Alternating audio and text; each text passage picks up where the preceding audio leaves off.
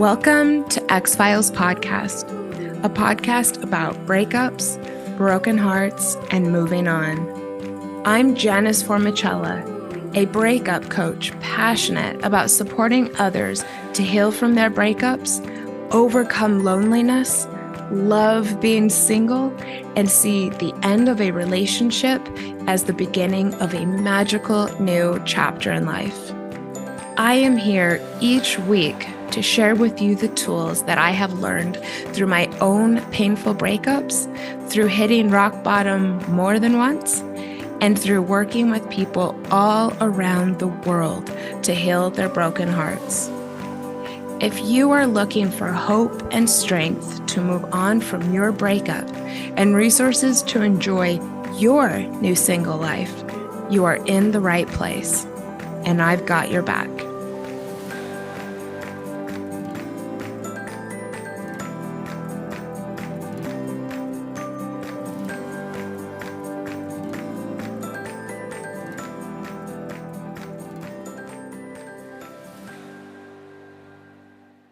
Hi, Brian. How you doing? Good. How are you? How are you, Janice? I'm great. Welcome, everyone, to another episode of X-Files, a podcast about breakups, broken hearts, and moving on.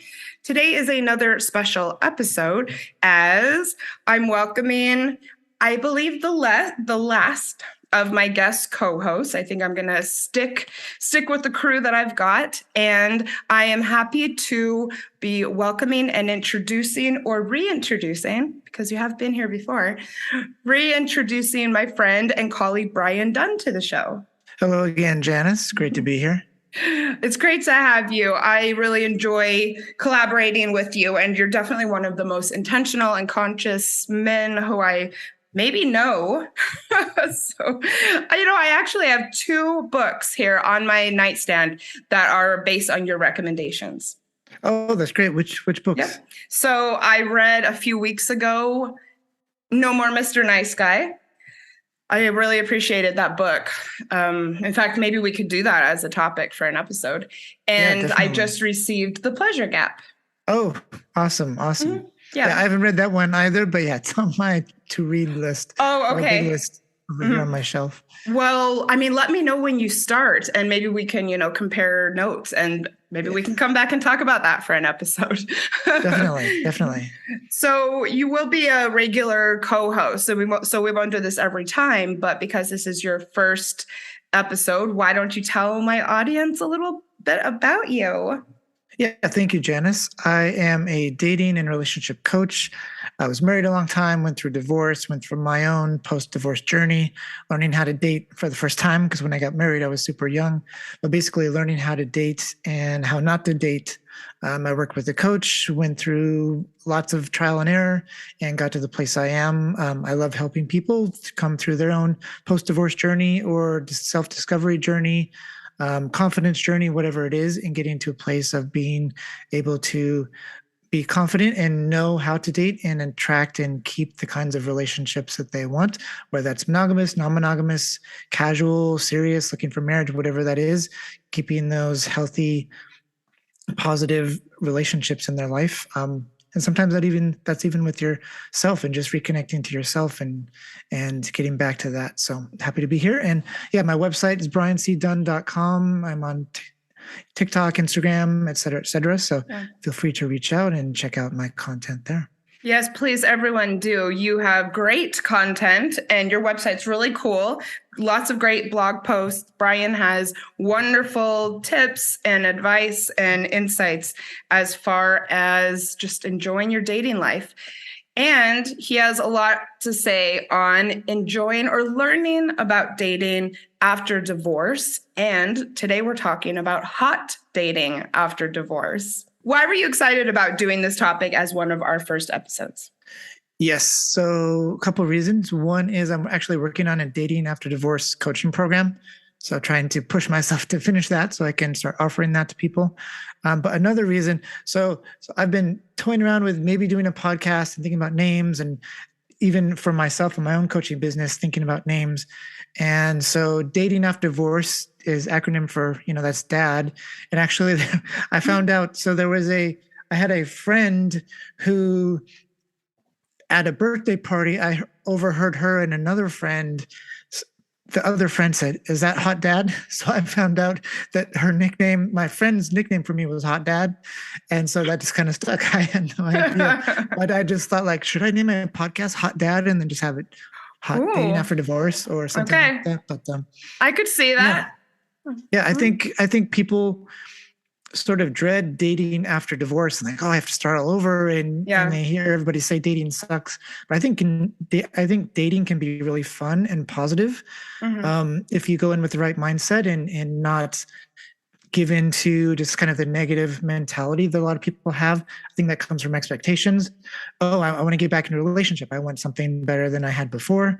And then when they don't get that, their expectation isn't met. And then, oh, dating sucks. And this is the worst. And I met these shitty people. And I want to take it back into dating being a positive thing and something that can be fun as a way to explore yourself and meet new people, and not just something that repeated failure until you get your goal of a new life partner. Yeah, we were talking about this in our clubhouse room last night, and that is, trying to make it fun and trying to learn something from every date, regardless of how it quote unquote goes or whether or not you plan to see the person again. You can still make it a good experience. And I know that you specifically made it a good experience, and you were just mentioning enjoying just the fact that you get to meet a lot of people.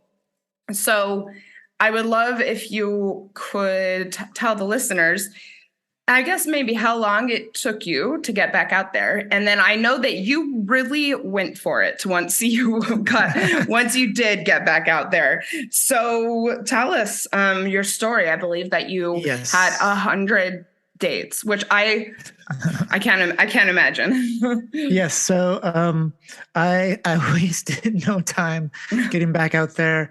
And for you, did you think you were ready and revved up because for you, the marriage had been declining for a while? Yes. And so that's a really great point. I'm glad you brought that up. So I'll get to like how long it took in a moment. But yes, at the end of a marriage, I was married for 17 years, and the person who has it sprung on them, it is sort of out of the blue sometimes, but it takes longer. Like maybe once the divorce starts, that's their day zero, and that's when they start. But for me, it had been a while because I woke up one day and sort of realized that I had been unhappy for many years, and our marriage was just sort of a co-parenting / roommate situation for many years. So once I realized that, I couldn't go back into that coma, into that sleepwalking state. So I had sort of emotionally moved on. It was just a matter of processing the divorce and making sure things were okay with the kids and doing like a clean break and all of that. So for me, I probably should have taken more time to just be on my own. I very quickly, as soon as I was out of the house and on my own, I was out there trying to make up for lost time, so to speak. And emotionally, like I needed to grow and do some healing as far as what didn't work in the marriage and what I needed to fix. And so that was sort of a trial and error over time and through different relationships. But emotionally, like, was I ready to move on? Yes.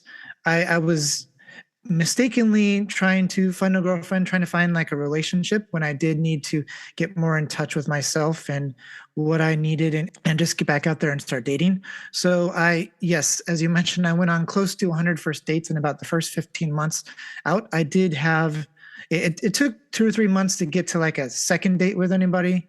I did have a 6 to 7 month kind of open relationship, non-monogamous relationship. In those 15 months, there were a few where it went a little bit longer, but it was a very, very much a learning process of, I was just out of a 17-year marriage.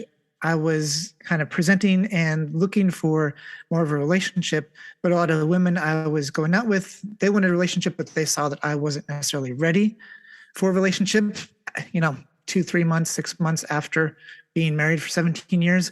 So looking back on that in hindsight now, I see that, yes, somebody who is just out of a divorce, they don't necessarily need to jump back into a serious relationship.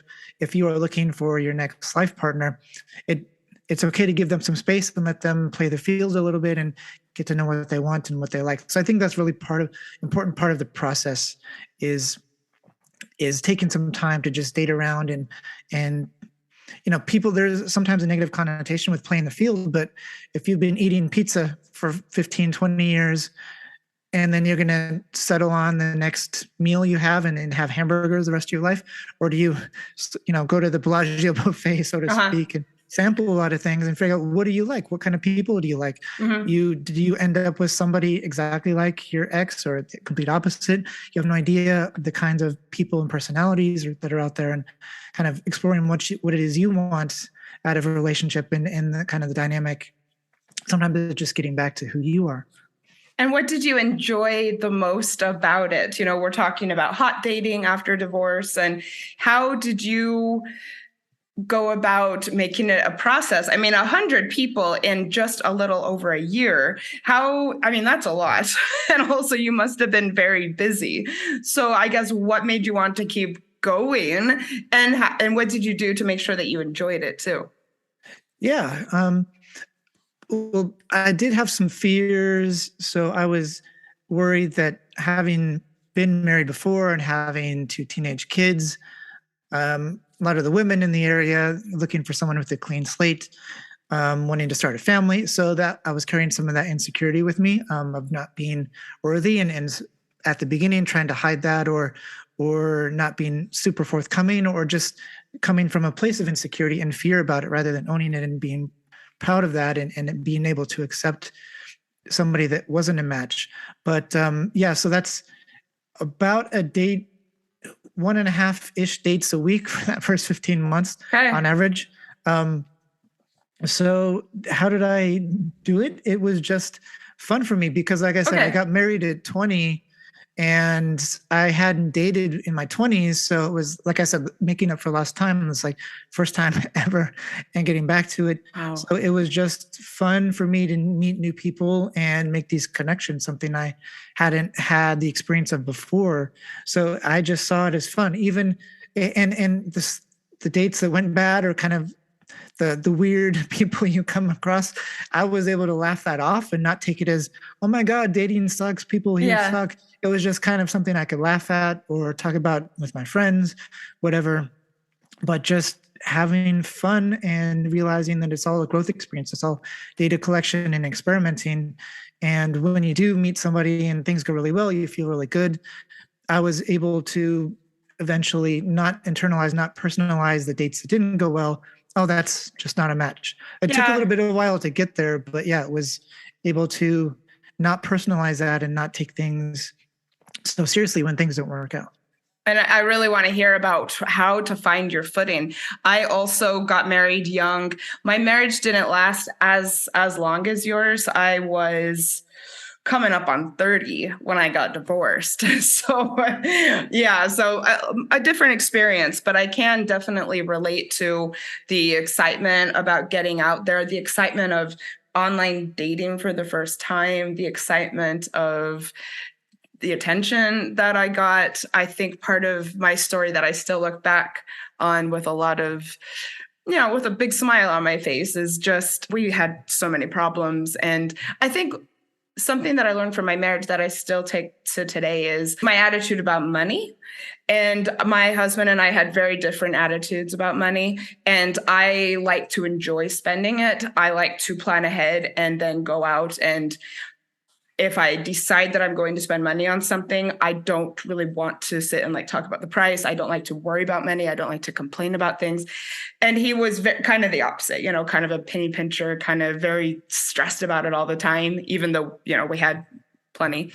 And I really noticed that I attracted lots of people who really wanted to, take me to the nicest places and spoil me a bit and, send me a car or get a cab for me to go back. And I don't know why, except that I was really ready to be divorced. And also my confidence was very high at the beginning. So I think I attracted a lot of that. And it was really good for me to see that was available. So I really enjoyed it. And I was living in New York at the time, so it was cool. Oh, yeah, New York. Mm-hmm. Yes. Yeah, I think at the beginning, one of the biggest fears is, who is going to want me now? I have to start all over. And then I think it's such a confidence boost. You get a match or you get a date, and there are other people out there, and my life isn't over. And I Yes. think that's such a big milestone to get to, that things are going to be okay. I'm not going to be alone forever. Absolutely. And also I'm glad that you're bringing up the mindset, which we might get into, and maybe we can another time. And it was a journey for me to realize that people weren't as opposed to dating someone who's divorced as I assume they would be. And, to be honest, you said that you weren't always forthcoming with people. And that was something I had to learn as well. I know some people that I dated casually might not have even known that I was newly divorced, to be honest. But I got over that. And then I also want to mention, we're talking about hot dating after divorce, and it is such a process. I started out really strong. Then I made a very impulsive move across the country. And my confidence just absolutely got shattered. I was excited at first to be divorced. And then, 6 months or a year in, I started kind of grieving it in a way that I hadn't in the beginning. And I noticed that the matches were not of high of a quality as they were in the beginning. So I guess I just say that because, healing isn't linear, and there's a lot to consider and go through when it comes to ending a marriage, especially, my relationship had been 7 years, you're 17. It's not just an upward dash. You're going to be all over the place as far as what you go through and how you navigate it the first few years. Yeah, definitely. And I love your example. Not that you went through the grief like 6 months later, but the example of you sort of attract people at the state you're in. So if you can put yourself in a better state, a better frame of mind, do some healing, that you are going to have a different level, a different kind of connection with different kinds of people. Yeah, 1,000%. And this brings me to the next topic that we wanted to go over. And that is that, for a while after a divorce, things are pretty up and down. There's a lot going on. There's signing the papers. There's coming to various agreements. There's co-parenting in your case. There's figuring out your new relationship with this person. So what do you think is the healthiest way to balance all of that while still wanting or still actually doing something positive for yourself, like dating? Yeah, great question. And I think it's doing whatever sort of healing you need and remembering that there's no rush. I felt like I was in a rush. Like I missed like the last 17 years. And so I was trying to make up for lost time. And every weekend I didn't have my kids. I was like feeling bad if I didn't have a date, like I'm wasting my free time. But just taking a step back and realizing that the most important relationship you have is with yourself. So getting back in touch with yourself, what does that mean? What did you like to do before you were married? For me, when I was younger, I loved going to concerts and going, see musicians. So just starting to go to concerts again for me, and buying, I bought 2 tickets for any act that was coming through town that I wanted to see. I would either take a date or take a friend, whoever it was, but just that was super important for me to feel alive again and feel like myself again. I had started rock climbing. I had been like starting to work out for like the last 4 years or so prior to that. I was continuing that, but starting rock climbing, starting different things. I love going to the ocean. I live in California, close to the ocean. So just doing things that recharged me, that were going to fill my cup up again, and wherever it was lacking. So just remembering that those are the important things. And when we are sacrificing ourselves to make time to date, then that sort of comes through, because you're sort of people pleasing again, or prioritizing the wrong things. It's great to want to meet new people, connect with new people. Maybe that's the balance you take is, all right, Saturdays are for the boys or for the girls or whatever, but Sunday, or maybe it's the opposite. Maybe Sunday is brunch, or Sunday is your slow morning, getting ready for work on Monday, whatever it is. But Saturday you leave open, Saturday night for friends or for dates or whatever, and have time slotted out. Because like through my dating process, I matched with a lot of people. It's like, when do you ever date? Maybe they were just avoiding me. I was like, oh, I'm busy. I'm doing this on Saturday, this on Sunday. And there were many times where it went on for like 2 or 3 weeks before I sort of gave up, where they were always doing things and they never really had time to date. So if you can balance that out, yes, do things for yourself, but set aside, if it's like a Tuesday and Thursday nights are you leave open for dates, or Friday night, whatever that is. If Friday night is always with your friends, but having a balance and making sure the different pillars, the different portions of your pie, mathematically speaking, or gastronomically speaking, have different portions of time allotted to the different things that are important to you in your life. Just remembering that. Yeah, that is a really good and a really practical tip. I'm very much that way. Like Sundays are my day. Mondays are actually my friend day. I sometimes do happy hour on Fridays, but and then Saturday is definitely the day I like to date. But that's something important to keep in mind. And that's why, as you heard me, I think, talk about in Clubhouse so often, is I wasn't always on apps and pursuing dating because I really didn't have that much time. And so I didn't want to connect with someone or put in all the effort that is online dating and then not really have availability on my schedule for it. And also I found that my lack of motivation to clear that time was also probably an indication that it wasn't that important to me in the first place. Yeah. And I think coming out of a marriage, whether it was 7 years or 17 or whatever, you are, and I had kids that I was saying goodbye to aside from the time I had them. There's such a big part of you that's missing. I think it's a little bit dangerous or unhealthy to try and fill that void with somebody new. Yeah. But if you can go back to your friends, your family, your activities, yourself, and build yourself up, so that way you are not beholden to the ups and downs of however the matches or the dates went that week or whatever. So you're not on that roller coaster. Support yourself through those connections. That way you can approach dating from a healthier place. Yeah, that's also a good tip. So let's talk about finding your footing dating after divorce, particularly people who, like us, got married young or were maybe just in a long marriage. I mean, because look, dating's something that you need practice around, and you can definitely get out of practice, regardless of how young you were. So this was something that you had to learn, right? As far as picking up on cues and learning the ins and outs of this. So what was it like for you in the beginning, and how did you get there in the end? Yeah, I grew up thinking that, men are supposed to be very respectful and be gentlemen.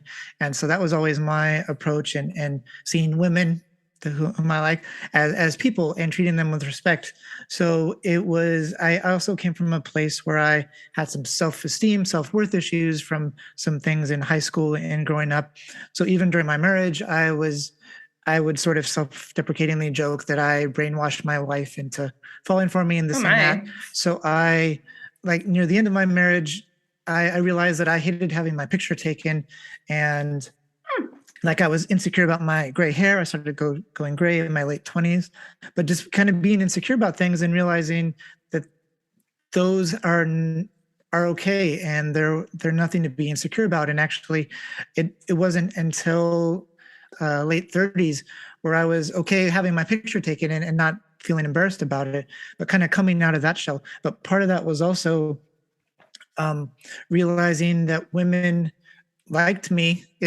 Not every woman, but kind of it wasn't out of the question to think that women might be attracted to me or want to hook up with me or kiss me or whatever it is. So being on a date. So one of them early on in dating, I went out with somebody. We went to this bar, this pub, met up kind of late, and had some beers, got to talking, had a lot in common, and talked for a couple hours. And then I walked her to her car, and it's like 12:30 or something like that. Parking lot's empty. I don't know why for some reason, I don't know how it happened, but I had the feeling, and I went for a kiss. And then so we kissed, and then we started making out, and then it kept going and going. And so we ended up kissing for like half an hour. And for part of it, we were like, I had her up against her car or reversed, and she was on me. She had climbed up on me, was sort of grinding on me. I remember a few times she's like whispered in my ear, like, "You're such a bad boy." And so this was like mind blowing to me, this 30-minute makeout session. And so we said goodbye. And then when I got home and I texted her, she's like, "Oh, you're so close," because we were like 10 minutes away, less than 10 minutes away. I said, "Yeah, I'm really close, and I look forward to seeing you again." So for me, I was just excited that I had my first kiss with somebody. And that was this hot and heavy makeout session. And I didn't realize until like a year or two later that I completely missed the signals that she wanted me to make a move and, invite her over or go over to her place. So I think for me, part of the process, and that was kind of an early sign, is realizing that yes, some women at least, find me attractive, and women and want to kiss and want to be desired and sometimes want to have sex. So being able to own my own attraction and desire and be able to actually flirt and put that out on the table and make my desire, my attraction known was a big thing that I had to learn. And actually, we can talk about this later if you want, but worked with a coach on that, because I had certain parts, like online dating was fine for me. I had some decent pictures because my friends had, nice cameras, and I just had some decent pictures. And I was pretty good, like texting and being a little bit cheeky, a little bit flirty over text, but like in person I was very reserved. I want to be very respectful.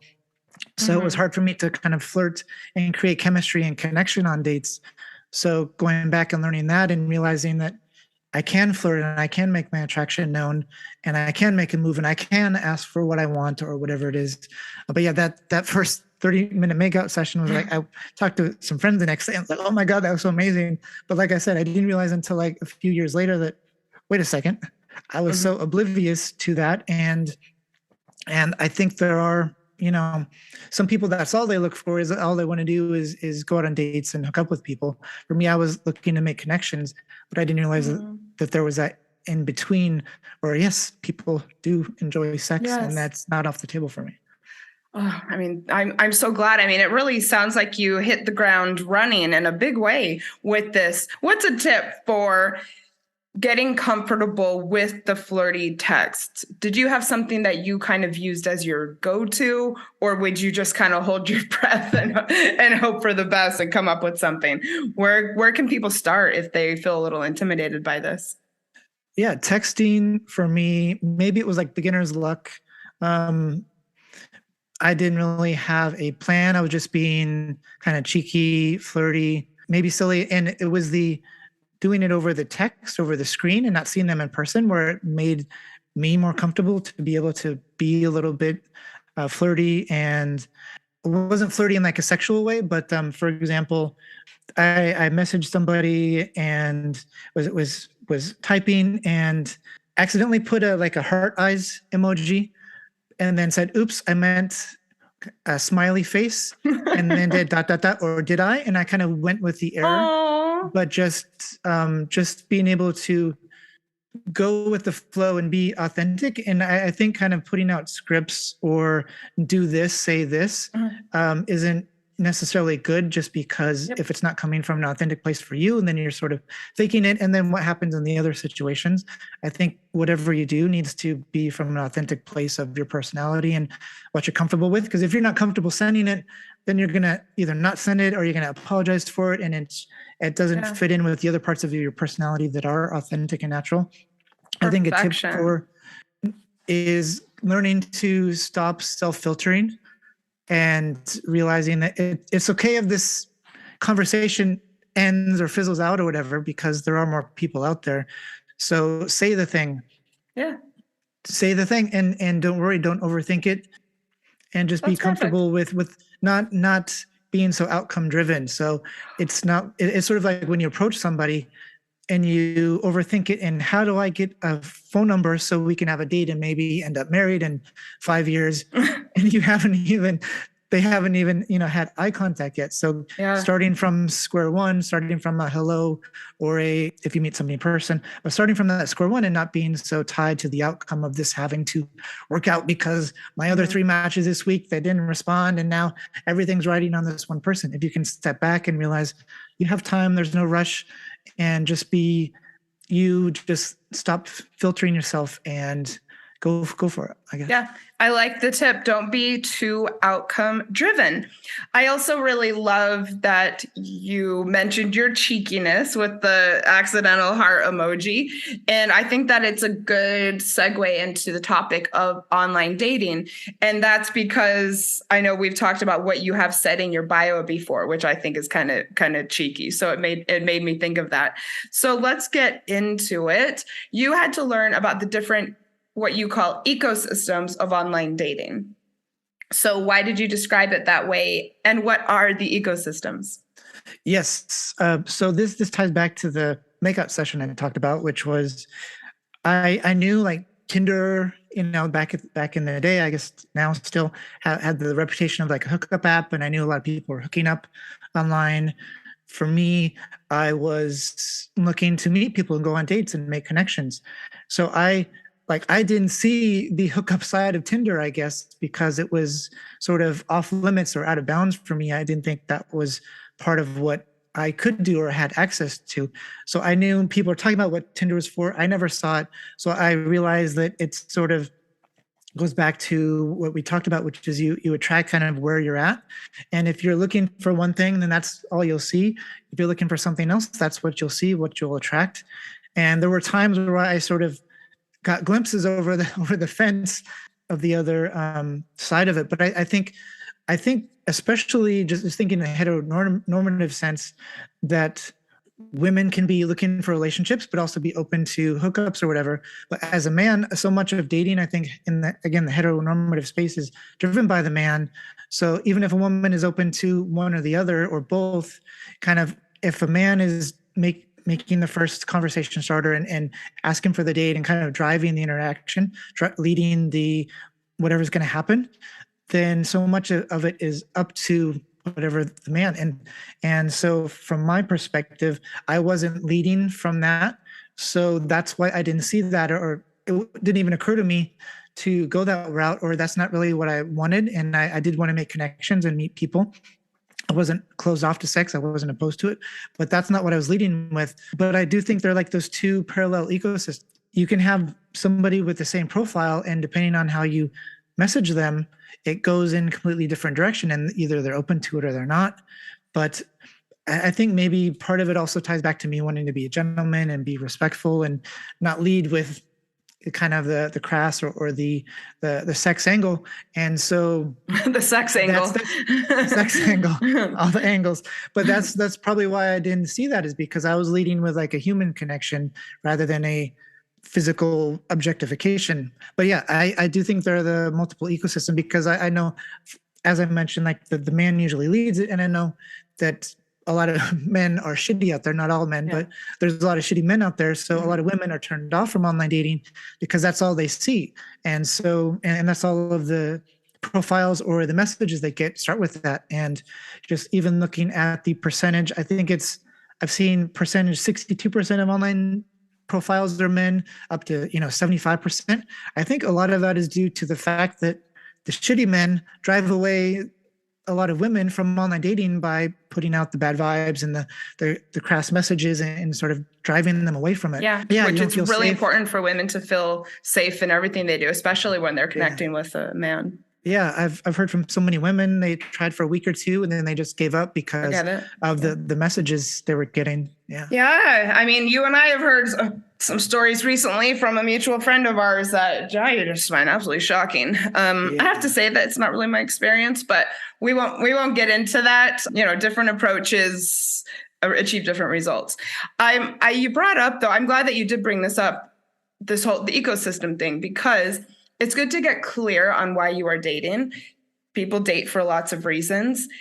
A lot of people date for relationships, but not everyone. You dated casually. And I think that it's important to think about the other reasons why people date and the other reasons why it's good to date. So maybe we can get into that. As I mentioned before, I don't think it's necessarily healthy or advisable to go from a 7 or 17-year marriage and then try and find your next life partner right off the bat.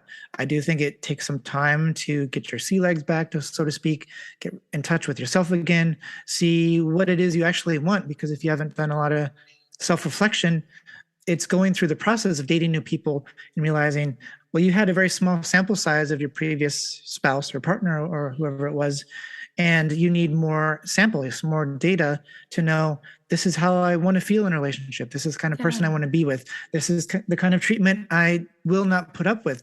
And so a lot of those things you don't know until it's like not knowing you're allergic to cats until you meet a cat. You don't know that you don't like something or you do like something until you encounter that.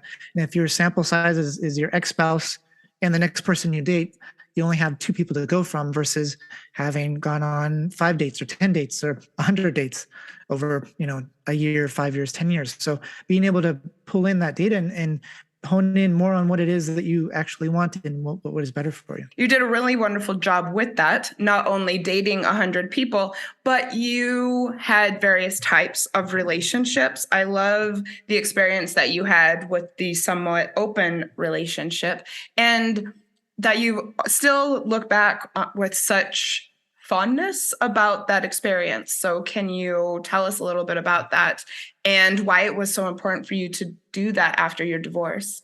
In the months, in the time period after splitting up, I was going on dates with different people and realizing that wasn't really getting much of anywhere. I was looking for something that I wasn't necessarily ready for, and other people saw that in me. But I actually, so I mentioned going to concerts. I bought tickets to see The Weeknd, and this was like 2015. So cool. And I bought 2 tickets, and I was I had like 3 dates with somebody, and then she said she couldn't continue because technically I was still married. The divorce wasn't done and all of that. So I was sort of scrambling, trying to find somebody to go with. I asked my older daughter, and she's like, I'm not really into The Weeknd. So I was like, okay, who am I going to take? Who am I going to go? So I actually ended up finding somebody. Our first date was The Weeknd. Oh my God. That's what I'm talking about. Fun. Our second date, we met up for drinks, and she came out with it, and she said, I know you're just, getting out of a marriage, but I like you, and I think you're really cool, whatever the conversation was. But she suggested, how about we continue to date, but have it not be exclusive? So we would have our thing, but both of us would still be free to date other people and not have it be, all right, turn everything off, turn off all your profiles and not talk to anybody else. So that was really positive for me, in that I could be able to build something with her and get to know her and have dates and, have sleepovers and, spend, a weekend here and do a road trip over there, go to art galleries and film festivals and things like that, and have those kind of more intimate and relationship type of experience with somebody new. And also at the same time, not feeling the pressure of, what am I missing out on? And is this too soon? And some of the things when you feel, but you may not recognize that you feel on the surface when you just get out of a marriage. So that was really great. And another part of that was going through a marriage, coming out of it, and having sex with somebody for the first time. Yeah, thank you for bringing that up.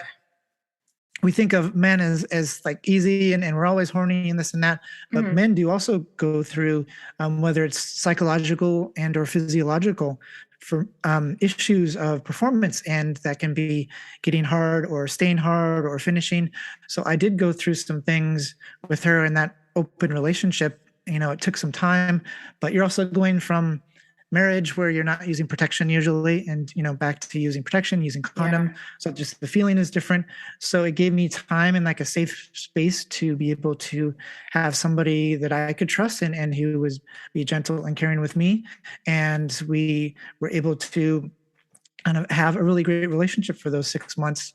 And for me to get used to coming away from a religious background, not religious anymore, but a religious upbringing, and feeling shame around my own desire and attraction to people, and tying into like the flirting and the things I mentioned, but being able to get back in touch and realize, okay, it is okay to be a sexual being. This is a part of me and part of my masculinity and part of my essence as a being, as a human being.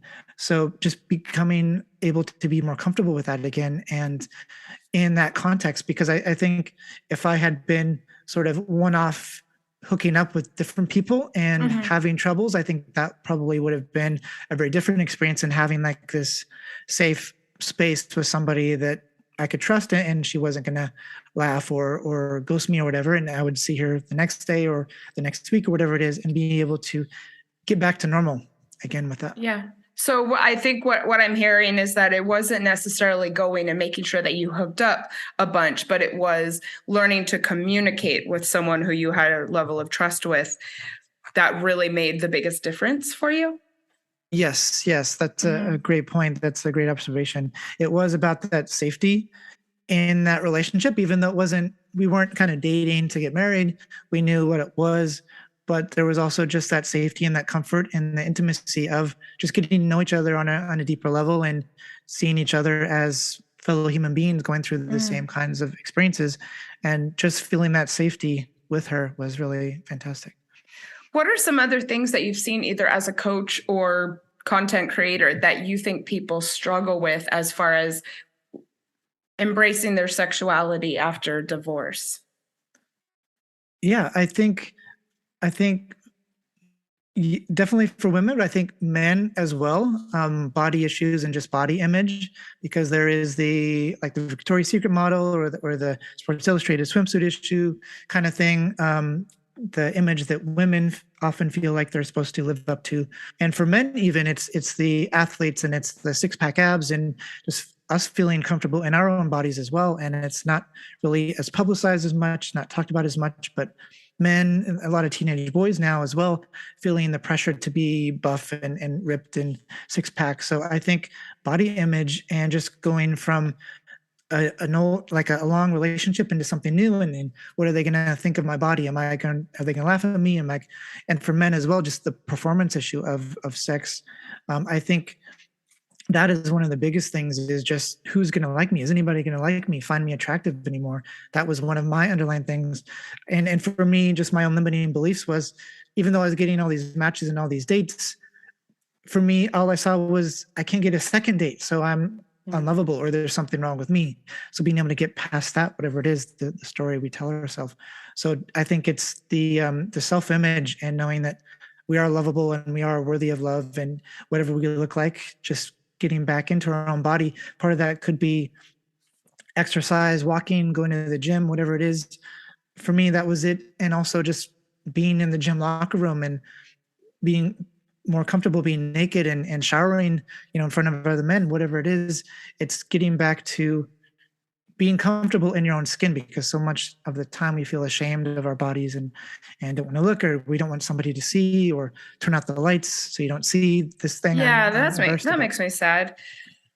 Yeah, that's a good point. I actually hadn't thought of that. So thank you. For me, I really struggled with setting boundaries with people sexually after my divorce, because when you're with someone for so long, you just learned so much about each other, and some things you don't even necessarily need to talk about that much when it comes to the bedroom. And so learning how to use my voice and executing my boundaries was something I personally struggled with.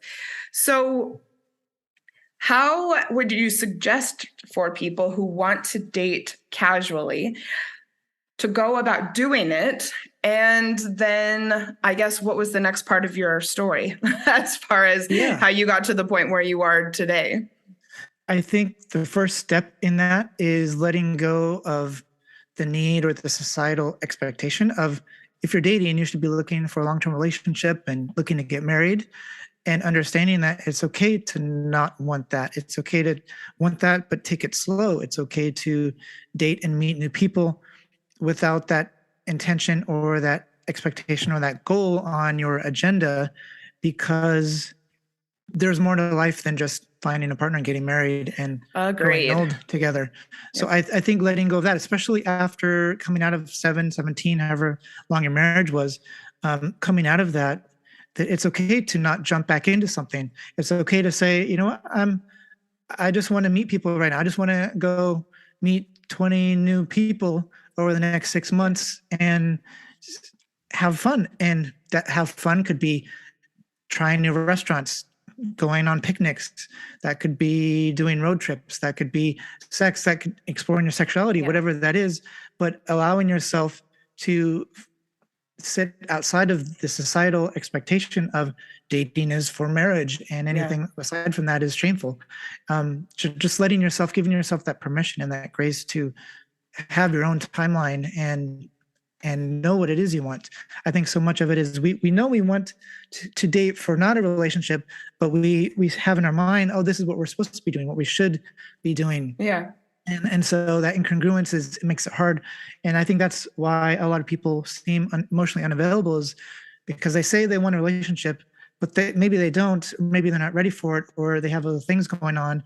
And that incongruence, that inconsistency makes it hard for them to step into something when they do find it, because that's not actually what they want, but they're not being honest with themselves. Yeah. I mean, and you're absolutely right. It is kind of the shame or the stigma around saying that you want something casual. And that's why I'm always trying to normalize that. And I guess a couple things I would say, if you are dating online, maybe put something about that in your bio. Definitely, as you're talking with people, be upfront about it. I always like to suggest that people have their individual go-tos, a way of wording or phrase that you use that makes you comfortable talking about it, until you do get comfortable talking about it, which you will.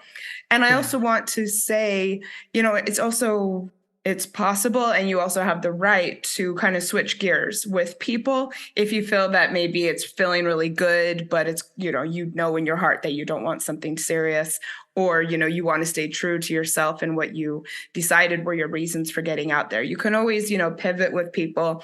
You can remain seeing people and just say, I need it to kind of stay where it's at. I don't want it to advance or get more serious. I'm just kind of would like to get into a plateau with people. And I've had to have those conversations myself, because I get excited when I connect with someone, and that might make you think that you need to advance things, but it doesn't necessarily. Yeah. And I think there's like lingo and terminology that has like a deeper meaning, and understanding that I think is important. For example, saying recently divorced, or fresh, recently, fresh out of a relationship, that sort of means both that, and also not necessarily looking for anything serious right now, just wanting to have fun. That can mean just dating casually, but can also mean, looking for sex with somebody I connect with. Just want to go with the flow. That means I'm not looking for anything serious. Not maybe we'll end up in a relationship. I think sometimes people put some hopes and expectations when the other person says, let's just go with the flow and see where it goes. And that's totally. I don't want to date. I want to have the benefits of dating somebody without actually having like the commitment of it. So I think understanding some of that, and being able to own what it is you want, and feeling comfortable enough to express that and say, actually, I'm just looking for something casual, or I'm just looking to meet new people. Yeah. Being comfortable enough to put that in your profile, or to tell somebody, I'm not looking to marry you. I'm just looking to meet new people. And if we hit it off, great. And we want to see each other again, great. Just being comfortable enough to have that conversation with yourself, and then being able to tell other people that. That's the big thing. I mean, that's absolutely, you got to learn how to use your words. I actually was dating someone a little while back and that's what I said. I was like, well, what is this exactly? Because we'd been friends first. And he did the whole, let's just see what happens thing. But I definitely took it as not that he wanted to keep it casual, but that he didn't know how to talk about it. So what was the next part of the story? And also, as far as the timeline goes, and first finding your footing, first learning more about dating, learning about communication, where did you go from there? And what would you suggest, for other people who are experiencing the same things?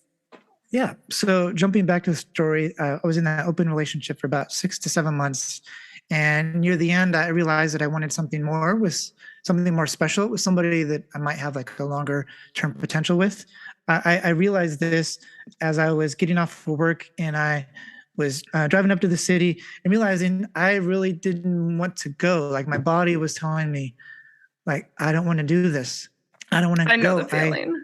And just listening to my body tell me that, and recognizing that signal, recognizing that voice, and figuring out, like, on my own timeline, how do we end things. And I told her, it was very hard for me. It took me a lot of time to build up the courage, because I being who I am, I didn't want to like hurt her or break her heart. But we had a talk, and she said, we knew that this wasn't like long term, and it was what it was, and you're a really great guy. And she was not hurt, or maybe on her own, but like the conversation went really well, and I was just relieved that, okay, I didn't hurt her. And it's sort of like thinking about ripping the Band-Aid off, and then you rip it off, and then, oh, it's fine. It was sort of like that, but I knew I wanted something more with somebody. So I got back into dating a little bit, and I had some more first dates, and saw somebody for a couple of months, and that didn't work out. But then I had like a couple of really good dates first dates in a week, and one of them we ended up being together for almost 2 years, about a year and 8 months or so. Oh, okay. And so that was my first like serious kind of in love kind of relationship.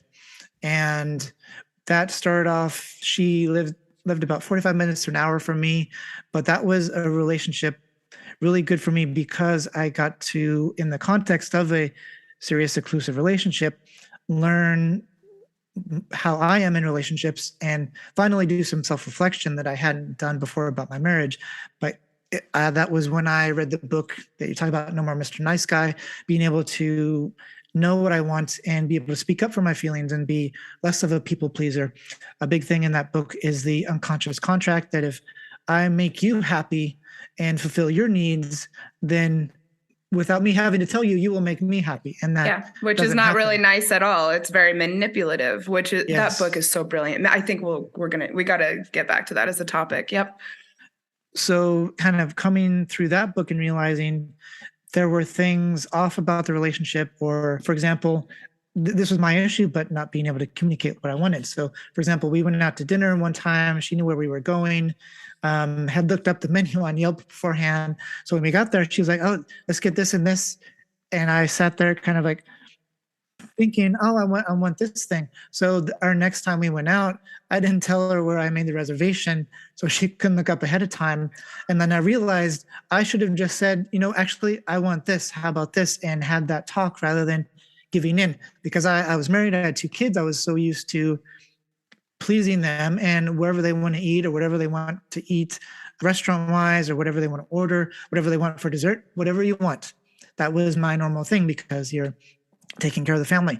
But being able to realize, actually, I want the molten lava cake, not the gelato. And actually, I want this. How about we get both? And being able to speak up for what I want, there was more to it, but that was like a big turning point for me. And yeah, that's a great example. I mean, you're saying you're speaking your needs rather than actually doing something that's quite passive aggressive and not really all that great to her, who was enjoying looking at the menu and enjoying picking out what she wanted.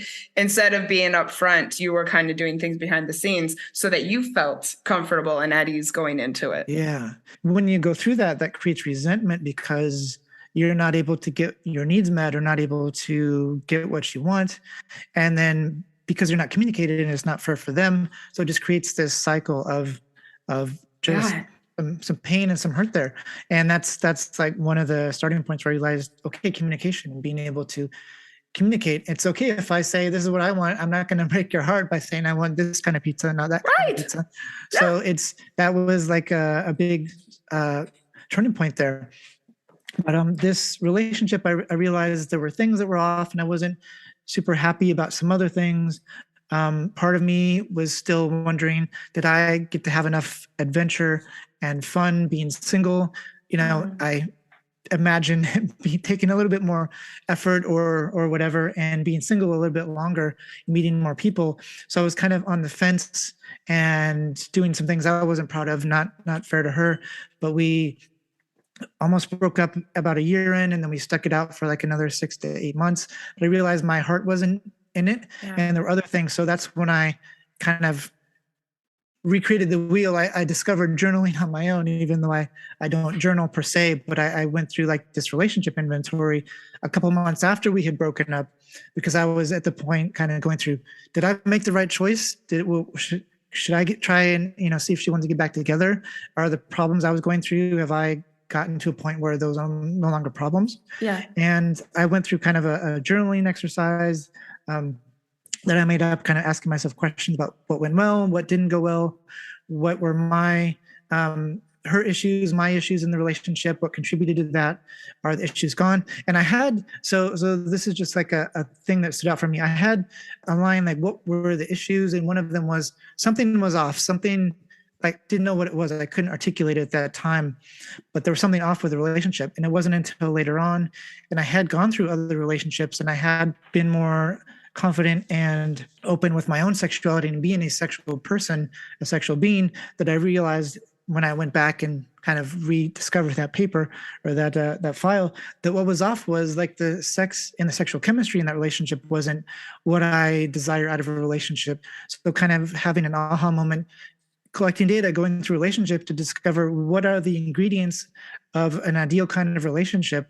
Those ingredients plus how you show up and how you're contributing or not contributing to the success of a relationship, to the health of the relationship through communication and contribution and investment.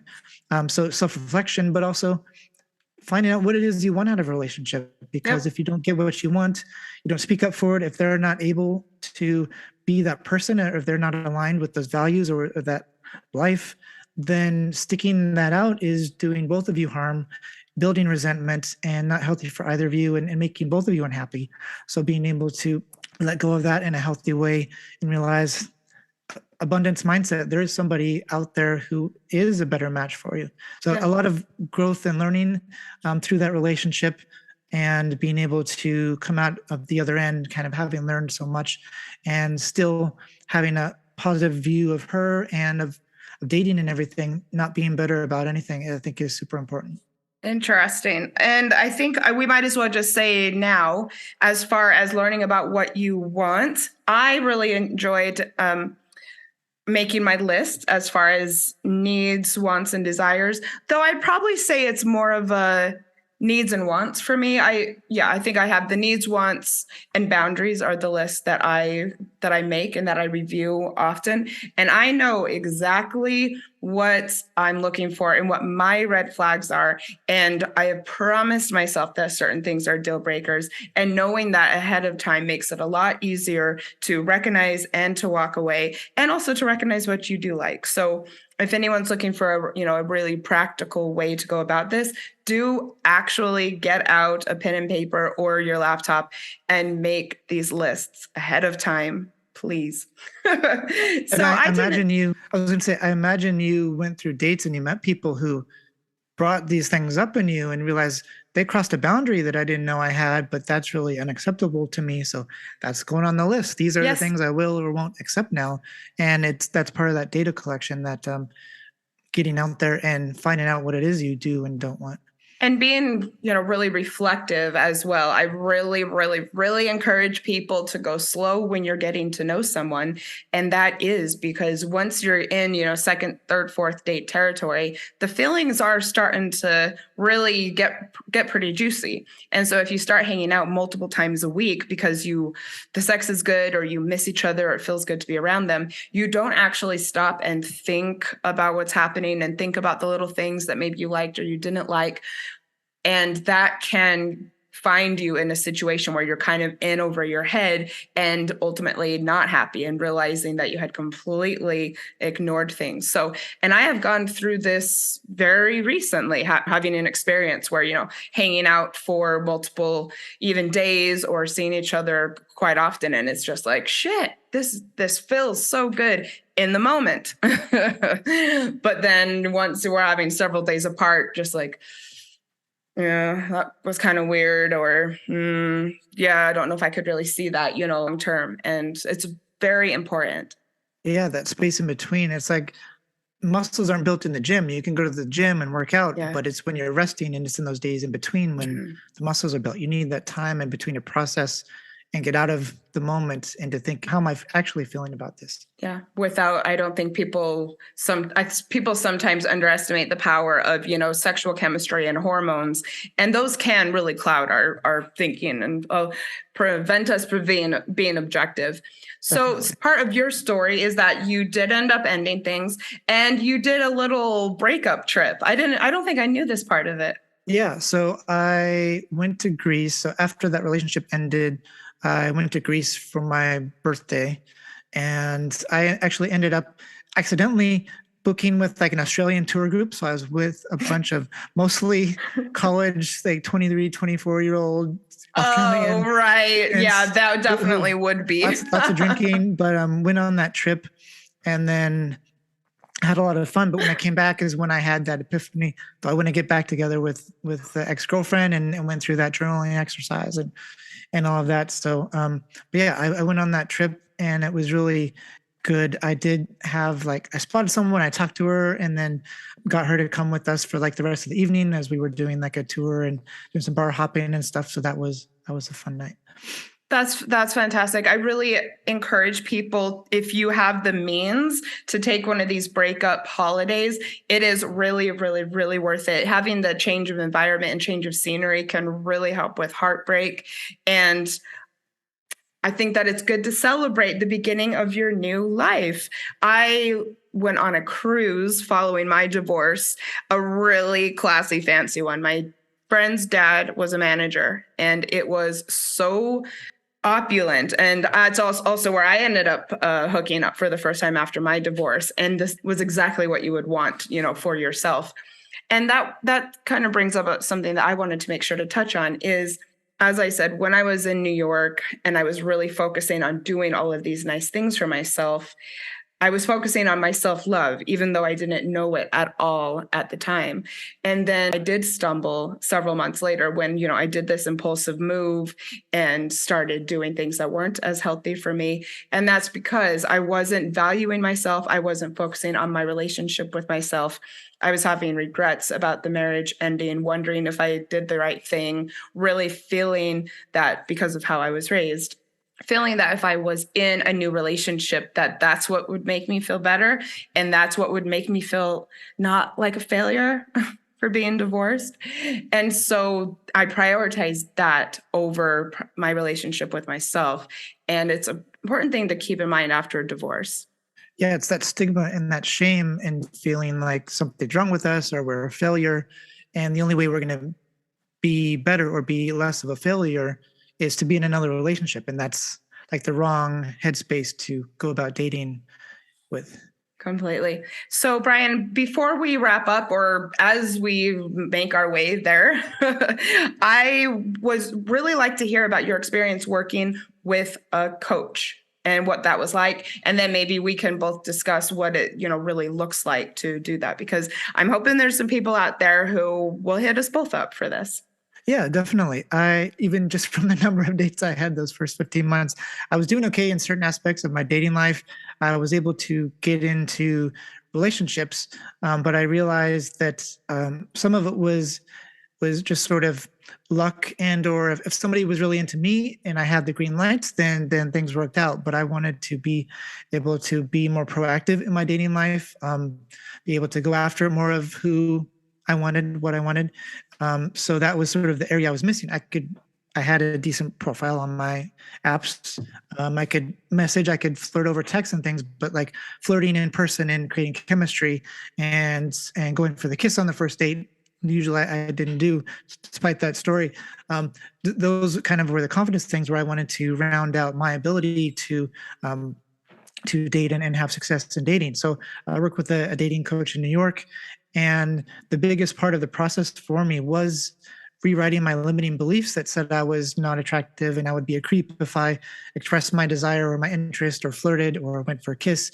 So rewriting that limiting belief and looking back at the evidence that I had ignored that was sort of not part of my definition or my view of the world, of how I fit in the world, thinking back about evidence where somebody flirted with me or said something, or different experiences where actually, yeah, I am not a creep if I say this or do this. And not every woman, again, but some women are attracted to me, and that's okay to express that attraction.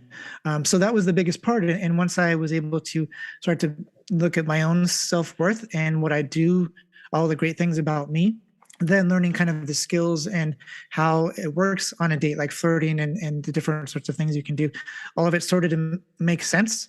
And looking back at kind of the dates that were super successful early on, kind of the dumb luck / beginner's luck, and seeing kind of what about those worked and why those worked, and being able to harness that. And if I am interested in somebody, okay, are things I can do and have more control over it, be more in the driver's seat rather than in the back seat of the Lyft or the Uber. So that was a big part of it, is kind of learning the skills and learning to be more authentic with myself. So much of, especially male dating coaching, if you've heard of like the game and kind of pickup artists, I it's not have, really a yes. thing anymore, although it's sort of morphed into new stuff. So much of that is kind of manipulation and very sketchy.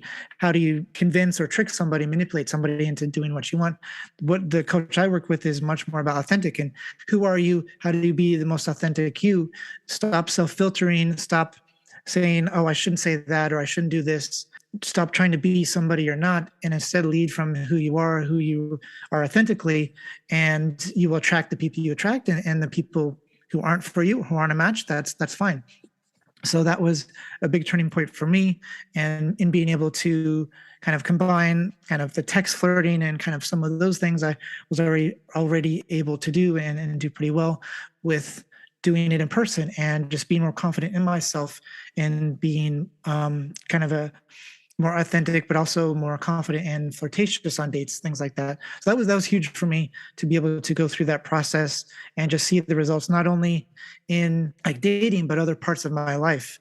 Like I just being able, having gone on all those dates early on, I think helped me in like job interviews and meeting new people, because you are starting from scratch, all this, small talk, how are you? And just being able to banter and have fun. It's not just, these skills aren't just for dating and finding a partner. This is, for me as an introvert and who is not super social or outgoing, really helped tie into just being overall more social and outgoing person and having comfort and confidence to be able to talk and have conversations and be more a part of things that I wanted to do.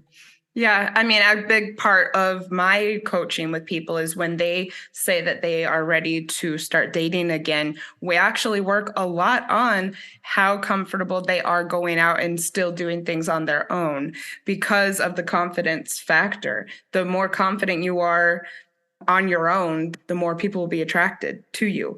And so, I really like to see someone, comfortable with going out to eat or going to a bar on their own before they get too heavily into dating, because I just know how effective it is. Yeah. So I also worked with a coach after my divorce, but a life coach. And I also want people to know, if you feel really uprooted, I would consider working one-on-one with someone. I mean, I just never fathomed this relationship was not going to work out. And I just couldn't see what my life was possibly going to look like without this man.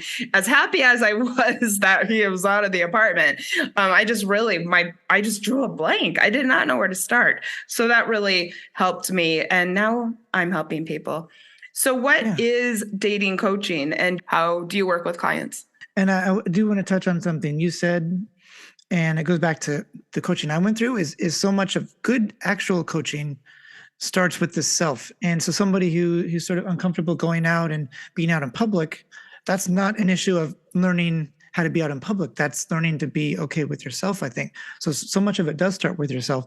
And there are different kinds of coaching. Like I went through sort of a structured class where I was learning things. It was more of a teaching program. Oh, neat. With the weekly calls. There is the one-on-one coaching is sort of similar to therapy, where you're talking about certain things, whether it's whatever comes up that week or guided. Okay, this is what we're working on this week, and teaching something. So there are different aspects to it. There's group coaching programs where you are walking through a topic that you're paying that coach or that person to teach you about.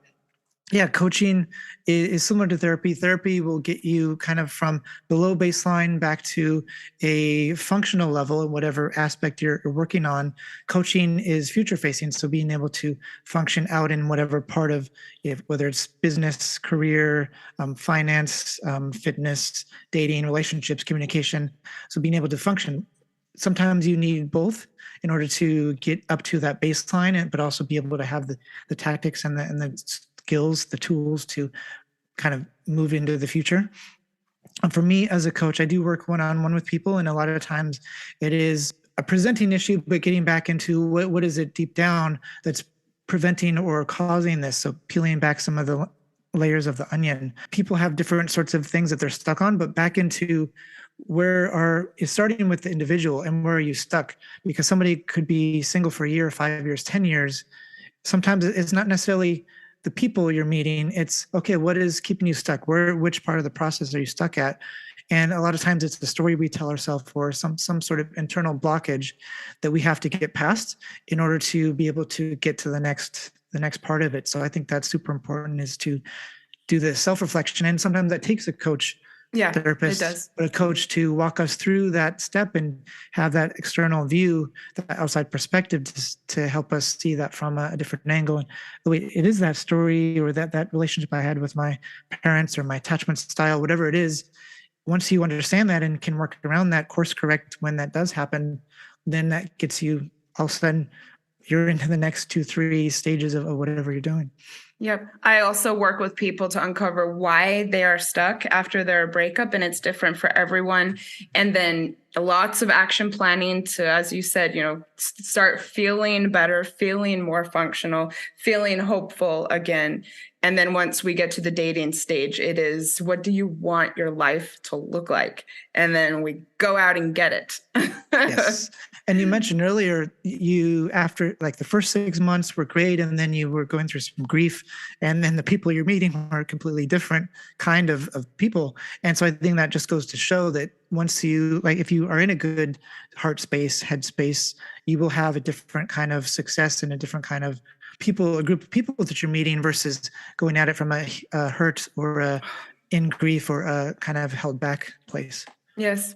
I mean, it's just absolutely true. I was desperate to have a boyfriend, and I wasn't confident going out on my own at all. In fact, even if I felt like going out to eat, I would find someone to go with. And a lot of times there were people I didn't even really like, but I just wanted to have plans. Yeah. Well, Brian, I think we should wrap up. But first, before we do, I mean, I guess we're doing a little rapid fire here. What is maybe one last tip you would give someone as far as finding your footing, dating again after divorce? I think that taking your time and reconnecting with yourself, and whatever that is, that could be family, friends, activities, whatever it is that brings you joy. Sometimes it's looking back to what you were doing before the marriage, the things you sort of gave up and compromised and didn't do anymore because you didn't have time, or they didn't like it. But getting back into that feeling of joy and being connected with yourself, that will help you be in a much better heart space, head space to approach dating. And sometimes for me, it was concerts and rock climbing. And you meet people when you're out at concerts and rock climbing, or whatever you're doing. Those are good places to meet people. And if it's through friends, then you are connecting with friends, and then those friends probably have single friends. So I think that's the good way to sort of start dipping your toe in. But you need to be in that healthy place, so you're not coming at it from desperation, or I just want to be with somebody, anybody, to make me not feel this empty part of me. When you're coming from that desperation or from that need, that's when you start getting into unhealthy and bad/toxic relationships, whatever it might be. Thank you so much, everybody. I want to hear your answer. You got to give us a tip. Okay, so I would say my top tip is really, I think, what my general top tip for dating is, and that is to be single long enough to enjoy being single, to feel confident about single, feel that you have found your footing as a single person, know how good life can be before you focus too much on a new relationship. Dating, yes, that's one thing. And we've talked about how it can be great for fun and self-care and adventure. But don't put too much emphasis on a new relationship until you are just so stoked that you got divorced, grateful for it, and excited about life. And you will attract someone who feels the same. Yes, I love that. Thank you. And thank you for the reminder. Please go and find Brian's Instagram or website if you would like information on coaching. Please go find my Instagram if you would like information on working with me. We're different people with different approaches. So one might resonate more than the other, and that's just fine. And with that, Brian, I will look forward to our next episode, which is coming up quickly. And I'll see everyone next week. Thank you so much.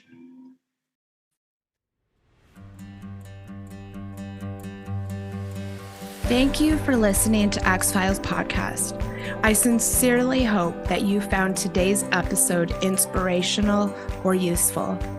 I would love to support you on your healing journey. All you have to do is send me a message through the X-Files Instagram account, and I will personally be in touch to get you started. Remember, if you are struggling with a broken heart, your feelings are temporary. I am sending you so much love and luck for the week ahead. You've got this.